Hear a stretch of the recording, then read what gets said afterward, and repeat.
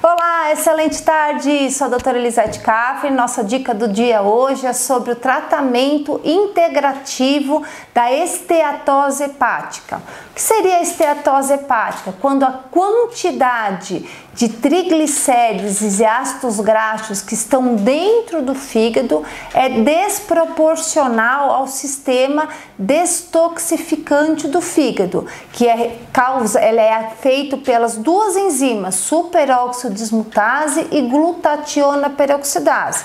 Então, o fluxo de entrada dessas toxinas é maior do que o fluxo de saída e começa a ocorrer um acúmulo desse material lipídico, gorduroso no parênquima hepático. Isso pode evoluir para grau 1, 2, 3, 4 até chegar à cirrose hepática, quando ocorre uma substituição desse conteúdo gorduroso que está dentro do parênquima hepático por fibrose. Então você tem uma substituição progressiva dos hepatócitos, das células responsáveis pelo funcionamento, pelo metabolismo hepático, primeiro por gordura e depois por fibrose e fibrina.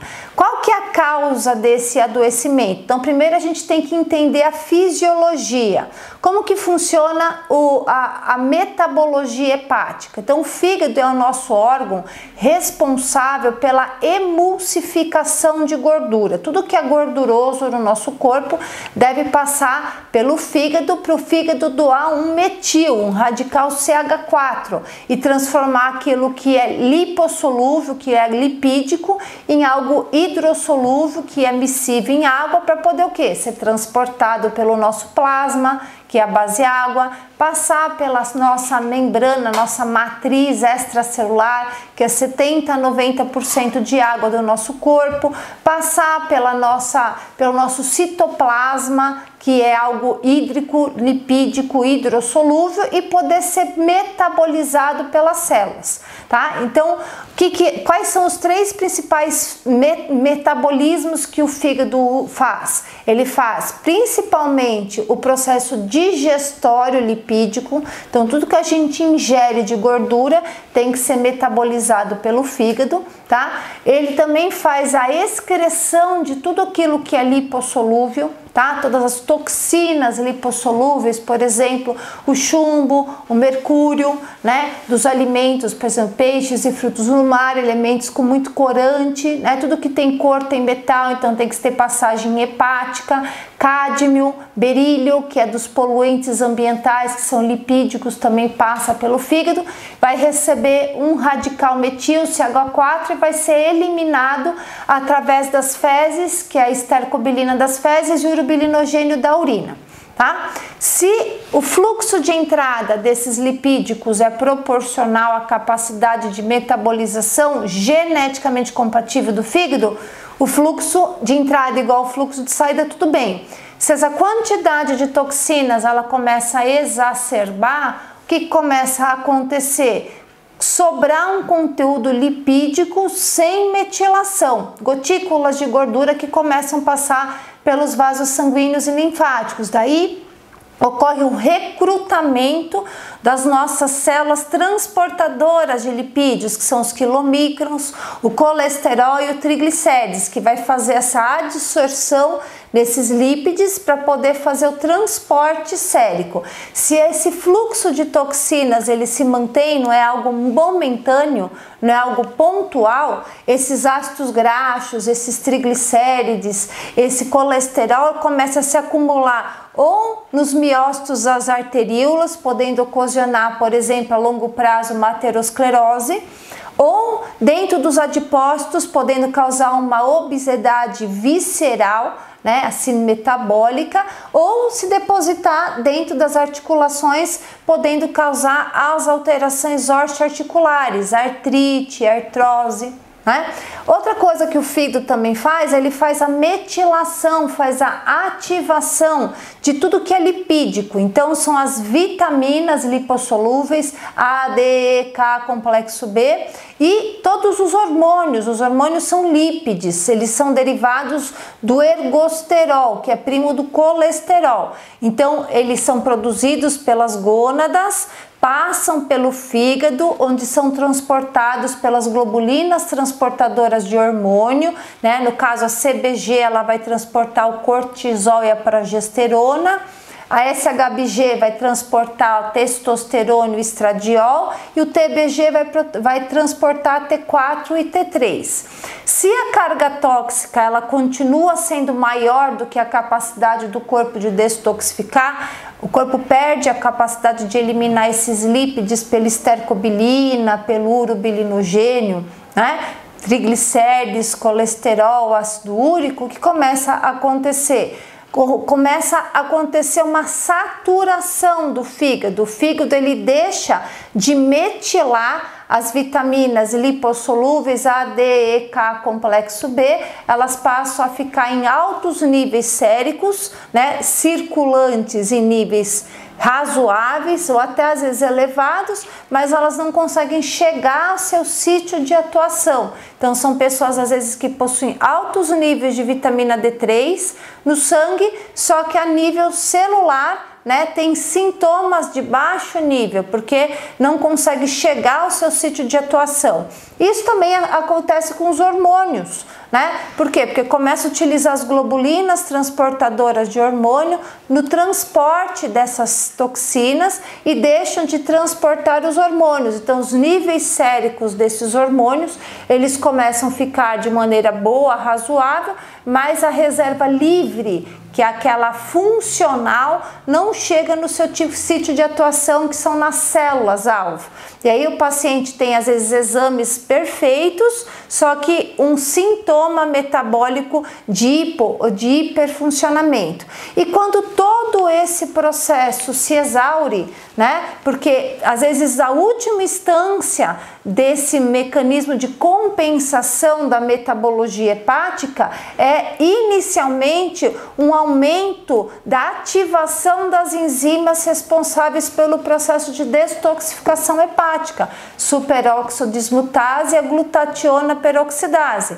Se isso não consegue chegar a uma velocidade que consegue manter o parênquima hepático com uma carga tóxica menor do que a capacidade de detoxificar, começa esse excesso de toxinas a se acumular dentro do enterócito, ocorrendo um acúmulo de toxinas lipossolúveis, que também atraem lípides, por isso uma substituição do enterócito por gotículas de ácido graxo e glicerol, e então um acúmulo de gordura no parênquima hepático, e pela manutenção desse processo que começa a acontecer uma ativação do sistema imunológico, resposta TH1, para tentar compensar essa carga tóxica. Então começa a fazer o que? Uma quelação e uma substituição desse parênquima por fibrose. Então, tenta liberar leucotrienos, prostaglandinas, mastócitos, estiócitos, tudo na tentativa de carrear essa carga tóxica. E depois substitui o parênquima hepático por fibrose. Muitas vezes fica um terreno biológico suscetível a vírus também, porque os vírus eles são lipofílicos, eles gostam de se proliferar em terreno rico em lípides. Então, a abordagem da integrativa num paciente com esteatose justamente é detectar e eliminar esse excesso de lípides que estão levando a um excesso de carga tóxica desproporcional à capacidade do corpo de detoxificar. Esses lípides eles podem estar contidos na água que a pessoa bebe. A gente testa muitos pacientes cuja água está contaminada por chumbo, por mercúrio, por cádmio, porque os poluentes ambientais eles também decantam na água por causa do índice pluviométrico, né? Os alimentos com muitos corantes, conservantes ou com conteúdo lipídico exacerbado mesmo, né? Existem também causas de aumento de produção de lípides, que são os quadros inflamatórios infecciosos. Então, inflamação e infecção vai desencadear uma cascata, uma resposta imunológica TH1, TH2, para tentar o que? Utilizar os nossos adipócitos como reserva de toxinas, em vez de ser um depositório de hormônios, de adiponectina, eritropoetina. Então, ocorre uma priorização priorização metabólica e nosso corpo começa a utilizar os adipócitos para depósitos de carga tóxica. Depois disso, o que pode acontecer com esse acúmulo progressivo de metais tóxicos no fígado? Começa a ter um aumento de captação de poluição eletromagnética e radiação. Isso leva a broncoconstrição, vasoconstrição, tornando o terreno biológico mais suscetível a vírus, bactérias, fungos e parasitas. Então, normalmente um paciente com esteatose hepática possui quadros infecciosos e inflamatórios subclínicos, principalmente focos dentais subclínicos, às vezes infecções urinárias ou fúngicas subclínicas, que mantém esse processo de esteatose hepática. Então, por isso que a gente tem que remover, detectar e excluir esses fatores ambientais que estão sobrecarregando o sistema hepático. E como que é feita a destoxificação? Através de protocolo de Morris, detox oral? Não, nunca a gente vai tratar o órgão fraco pelo órgão fraco. Então vamos pensar que são 6 órgãos excretores: fígado, rim, intestino, pulmão, pele e linfáticos. Se o fígado já está sobrecarregado, eu vou utilizar para o paciente fitoterapia, chazinhos, melhorar a detoxificação até dos rins, dos linfáticos, inaloterapia, melhorar a absorção através da umidificação de ar, de inaloterapia.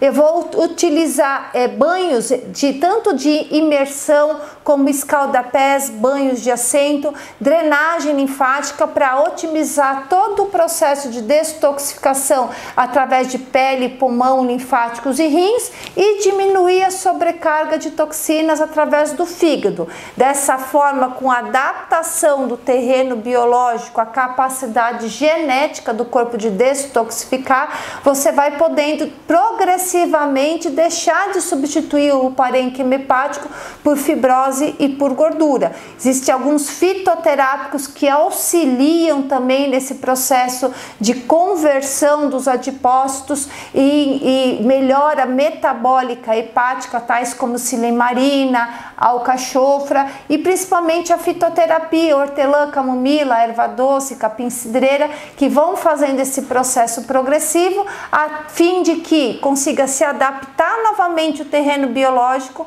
à necessidade genética do paciente. Então, essa é a abordagem integrativa da esteatose hepática num paciente. Sempre estar focando em adaptar o ambiente à genética do paciente, nunca forçar o metabolismo do paciente a aceitar as intempéries ambientais através da utilização de remédios que remediam o sintoma, mas não tratam a doença. Então, se você gostou dessa nossa abordagem integrativa sobre a esteatose hepática, compartilhe com quem você conhece que está sofrendo disso. Comente, deixe seu like, porque através da educação a gente pode auxiliar muitas pessoas que estão somente remediando os seus problemas a detectar a causa do adoecimento e alcançar realmente a saúde, longevidade, qualidade de vida e bem-estar. Fica a dica.